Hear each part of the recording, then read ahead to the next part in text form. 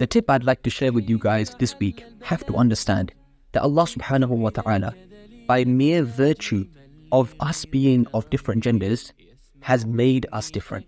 Allah says, وَلَيْسَ الذَّكَرُ كَالْأُنْثَى. The male is not like the female.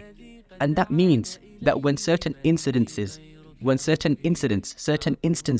certain stressful situations occur in life, certain conundrums come up, then you cannot expect, and you should not expect, your partner to react like you, just simply because of the fact that they're a different gender.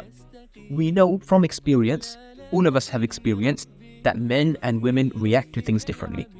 And this is not a weakness in men or a weakness in women. Rather, the fact that we go together is what means that we can work to each other's strengths. We as partners are meant to complement each other. We are meant to complement, not clash. And so, this is something very important for us to understand. If a certain situation occurs and your partner reacts emotionally or very rationally, right?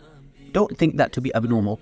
Understand that this is how they are as a gender generally, and we can use this to our strength. Inshallah, we will discuss in the coming weeks a bit more about the differences between men and women and how we as couples, as partners, can use that to our strengths to strengthen our marriages and not make it a means of clash and problems.